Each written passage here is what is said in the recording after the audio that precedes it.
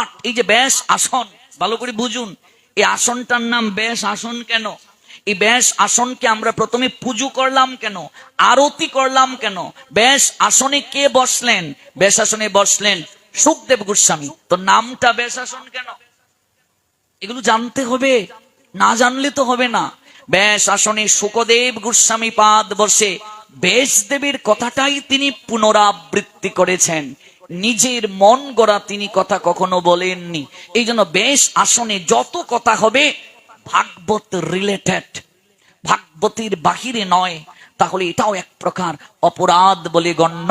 ব্যাস আসনটা সাধারণ ভক্ত থেকে কতটুকু উপরে উঠবে, কতটুকু উঁচুতে নির্মিত হবে, সেটারও একটা নির্ধারিত ব্যাখ্যা আছে।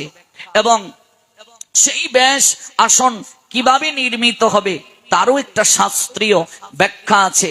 সেই ব্যাস আসনে আরতি আদি কীর্তন থেকে শুরু করে ব্যাসদেবের প্রতিনিধির অবস্থান, শ্রোতৃমণ্ডলীর অবস্থান, এগুলো সম্পর্কে ভাগবতের প্রস্তুতি পর্ব আছে। কিন্তু মনে রাখবেন, যদি মেয়ে বিয়ে হয়, জন্মতিথি হয়, জন্মদিন হয়, সামাজিক কোন অনুষ্ঠানে হয়, তখন আমরা একে অপরকে বলি আপনি এসেছেন, কষ্ট করবেন, কষ্ট করে